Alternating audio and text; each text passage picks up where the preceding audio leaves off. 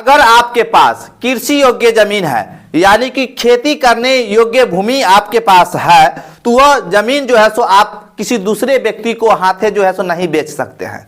मान लीजिए आप अगर दो भाई हैं, अगर आपके पास कृषि योग्य जमीन है और दो भाई हैं, तो एक भाई अगर चाहे कि हमारे पास जो कृषि योग्य जमीन है वह जमीन जो है सो हम किसी दूसरे व्यक्ति के हाथे बेच लेंगे, तो वह नहीं बिक सकता है। अगर बेच भी सकते हैं तो उसका कुछ कंडीशन होता है। तो यह बात जो हम आपको कह रहे हैं, यह क्यों कह रहे हैं, क्योंकि अगर आपके मन में जो है सो प्रश्न कई सारे जो है सो आ गए होंगे कि पहले तो ये नहीं था, जिसको मन होता था उसके हाथे बेच लेते थे। तो देखिए अभी भी आप बेच सकते हैं, इसमें कोई रोक टोक नहीं है, अभी भी बेच सकते हैं। कब बेच सकते हैं? जब आपके परिवार के सदस्य वह जमीन लेने के लिए तैयार नहीं हो, उस कंडीशन में आप जो है सो किसी बाहरी व्यक्ति के हाथे जो है सो प्रॉपर्टी को बेच सकते हैं जो कृषि योग्य जमीन है। हम यह बात आपको इसलिए बोल रहे हैं कि सुप्रीम कोर्ट का जो है सो एक फैसला है, सुन लीजिए, क्योंकि सुप्रीम कोर्ट का कोई भी फैसला अगर होता है तो वह एक जो है सो कानून बन जाता है। तो समझिए पहले जो मामला क्या था, और ये जो बात हम आपको कह रहे हैं कि आप कृषि योग्य जमीन जो है सो बाहरी व्यक्ति के हाथे नहीं बेच सकते हैं, तो क्यों नहीं बेच सकते हैं? तो देखिए एक मामला है लाजपत नाम का एक व्यक्ति था, उसके पास दो बेटा था, यह हम हकीकत बात बता रहे हैं। तो एक पुत्र का नाम था नाथू और दूसरा पुत्र का नाम था संतोष।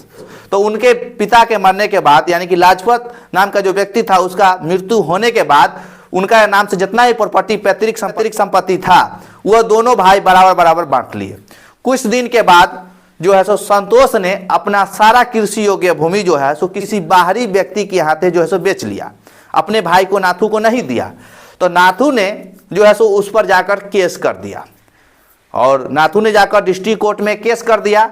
तो हमारे देश में एक कानून है, भारतीय उत्तराधिकार कानून की धारा 22 में यह प्रावधान किया गया है कि कोई भी व्यक्ति अगर कृषि योग्य भूमि अगर बेच रहा है तो पहले उसको जो है सो अपने परिवार के जो सदस्य हैं, जैसे हम आपको बताए थे नाथू और संतोष दो भाई था, संतोष ने बाहरी व्यक्ति के हाथे जमीन बेच लिया और नाथू ने केस कर दिया। तो नाथू का कहना था कि पहले प्रॉपर्टी हम लेंगे, क्योंकि हमारे देश में जो कानून है भारतीय उत्तराधिकार कानून जो धारा 22 में प्रावधान किया गया है, पहले अपने सदस्य से पूछना है कि वह लेगा कि नहीं लेगा। अगर वह लेने के लिए तैयार है तो सबसे पहले प्राथमिकता जो है सो अपने परिवार के सदस्य को देना है, क्योंकि पैतृक संपत्ति का मामला है और पैतृक संपत्ति जो है सो अपना परिवार में जो है सो बरकरार रखने के लिए ही यह कानून बनाया गया है। जो भारतीय उत्तराधिकार कानून की धारा 22 में जो प्रावधान है, सबसे पहले पैतृक संपत्ति को अपने परिवार में बरकरार रखने के लिए जो है सो कहा गया है। तो नाथू ने इसी भारतीय उत्तराधिकार कानून की धारा 22 के तहत जो है सो डिस्ट्रिक्ट कोर्ट ने मुकदमा कर दिया और नाथू ने मुकदमा जीत गया, और डिस्ट्रिक्ट कोर्ट ने नाथू के पक्ष में फैसला दिया। तब जो है सो जो व्यक्ति जमीन खरीदा था, जो लिया था संतोष, जो जिसके हाथे बेचा था, वह व्यक्ति जो है सो हाई कोर्ट चला गया। तो हाई कोर्ट में भी डिस्ट्रिक्ट कोर्ट का ही फैसला बरकरार रहा, और हाई कोर्ट भी सबसे पहले यही कहा कि यह प्रॉपर्टी पैतृक संपत्ति है और कृषि योग्य भूमि है। तो इसमें सबसे पहले जो है सो जमीन लेने का जो अधिकार है पहले परिवार के सदस्य का है, और परिवार का सदस्य लेने से इनकार कर दे तब जो है सो आप दूसरे व्यक्ति के हाथे जो है सो जमीन बेच सकते हैं। क्योंकि नाथू ने तो डायरेक्ट कह दिया कि जमीन हम लेंगे, और उसका भाई जो है सो देने के लिए तैयार नहीं था। आप लोग जानते हैं कि अगर आप लोग गांव में रहते होंगे तो जानते हैं कि 10 रुपया कम में हम बेच दोसर को दे देंगे, लेकिन अपने परिवार के सदस्य को नहीं देंगे। तो यह कानून जो है सो कृषि योग्य भूमि पर लागू होता है, घर मकान बनाने वाले जमीन पर जो है सो लागू नहीं होता है। कोई व्यक्ति कहीं भी जमीन खरीद कर घर बना लेगा।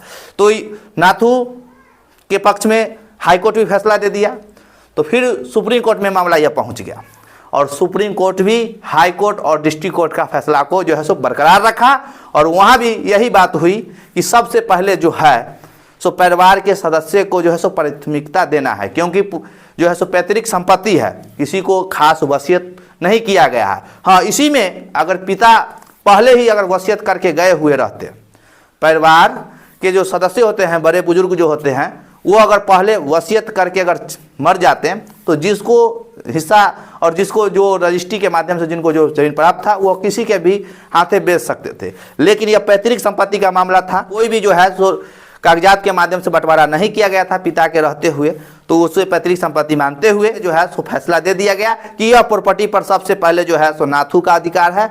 अगर नाथू लेने से इनकार कर दे तब जो है सो आप बाहरी व्यक्ति को जो है सो दे सकते हैं। तो नाथू ने तो ऑलरेडी जो है सो जमीन लेने के लिए ही तो कोर्ट गया था, तो नाथू को जो है सो लास्ट में जो है सो वो प्रॉपर्टी जो है सो नाथू को मिला और अगला व्यक्ति जिन्होंने वो प्रॉपर्टी लिया था उसको पैसा रिटर्न हुआ। तो देखिए यह बात हम आपको इसलिए बताए हैं कि हमारे गांव समाज में बहुत सारे लोग जो है सो अपना दियाद गोटिया या अपने भाई को प्रॉपर्टी न देकर किसी थर्ड पार्टी को जो है सो दे देते हैं, बाहरी हस्तक्षेप जो है सो उस प्रॉपर्टी में करा देते हैं बाहरी व्यक्ति का। तो ये सब सही नहीं है। तो यही सब देखते हुए जो हमारे देश में जो कानून है उस कानून को के तहत जो है सो अगर आपके पास कोई भी पैतृक संपत्ति है, अगर आप ही का फरीक अगर किसी दूसरे व्यक्ति को रजिस्ट्री कर दिया, अगर वो प्रॉपर्टी आप लेना चाहते हैं, आप जितना पैसा बाहरी व्यक्ति जो है सो दिया है उतना आप भी दे रहे हैं लेकिन आपको नहीं दे रहा है, तो आप कोर्ट जाकर जो है सो अपने पैतृक संपत्ति को बचा सकते हैं और वह पैतृक संपत्ति जो बाहरी व्यक्ति का जो है सो उस प्रॉपर्टी में हस्तक्षेप होने वाला है उसको रोक सकते हैं। अगर फरीक दियाद गोतिया अगर आपको जमीन नहीं दे रहा है तो आप कोर्ट के माध्यम से वो जमीन प्राप्त कर सकते हैं। यह जो है सो रूल नियम सिर्फ कृषि योग्य जमीन पर ही लागू होता है जब वह पैतृक संपत्ति हो तब।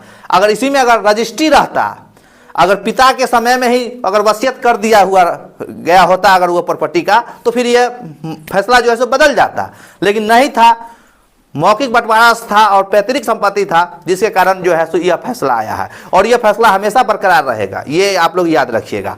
अगर आपके पास भी कृषि योग्य जमीन है, अगर भाई फरीक गोतिया अगर नहीं देना चाहता, अरे जो बाहरी रेट है वही रेट आप भी दे रहे हैं, अगर आपको नहीं दे रहा है, जानबे करते हैं गांव समाज में किस तरह का लोग रहते हैं, तो आप जो है सो यह कदम उठा सकते हैं, बेहिचक उठा सकते हैं और प्रॉपर्टी जो है सो अपने परिवार की प्रॉपर्टी अपने परिवार में ही जो है सो रख सकते हैं। तो चलिए, ये जो है सो सुप्रीम कोर्ट का फैसला था जो हम आपको बताए हैं।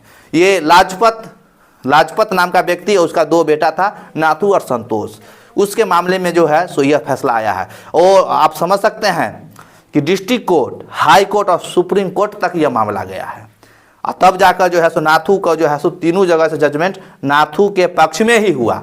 संतोष को मुकदमा हारना पड़ा, जो व्यक्ति प्रॉपर्टी लिया था उसको रिटर्न करना पड़ा और अब लास्ट में नाथू को जो है सो पूरा संपत्ति का मालिक बना दिया गया है और वह पूरा प्रॉपर्टी जो है नाथू के पास रहेगा। तो चलिए, बहुत सारे लोग कमेंट कर रहे हैं कि सर हमें आपसे बात करना है। तो देखिए, आप हमसे बात कर सकते हैं, इसके लिए आपको अपॉइंटमेंट लेना पड़ेगा। अपॉइंटमेंट लेने के लिए आपको 50 रुपया का भुगतान करना पड़ेगा। डिस्प्ले पर जो नंबर चल रहा है उस नंबर के व्हाट्सएप पे हाई लिखना है, उस पर आपको एक QR कोड मिलेगा, उस पर आपको 50 रुपया पेमेंट करके अपना अपॉइंटमेंट ले लेना है। और जब आप पेमेंट कर दीजिएगा, अपॉइंटमेंट आपका बुक हो जाएगा, तब हमारे तरफ से आपको कॉल बैक होगा या आप खुद भी कॉल कर सकते हैं। और इसके अलावे जमीन का सर्वे बिहार में हमारे चल रहा है, अब ऑनलाइन भी हो रही है। ऐसा नहीं जो ऑनलाइन बीच में बंद हो गया था और फिर अब जो है ऑनलाइन चालू हो गया है। तो जो व्यक्ति अपना आवेदन ऑनलाइन के माध्यम से करना चाहते हैं वो जो है सो कर सकते हैं। जो है सो अप्लाई जो है सो शुरू हो चुका है और साथ में बहुत सारे लोगों को जो है सो पेपर संबंधित जो है सो थोड़ा कठिनाई का अभी भी सामना करना पड़ रहा है। तो हम कहना चाहेंगे कि अभी भी जो है सो बहुत सारे समय हम लोगों के पास मिला है ये सर्वे कराने के लिए। तो अपना पेपर जो है सो ढूंढवाइए, अब लेखागार से खोजवाइए और उसके बाद जो पेपर उपलब्ध हो जाएगा तो आप जो है सो बेहिचक आवेदन कर दीजिएगा। तो चलिए, अब हम नेक्स्ट वीडियो में एक नया टॉपिक के साथ आपसे मिलते हैं। तब तक के लिए जय हिंद, जय भारत।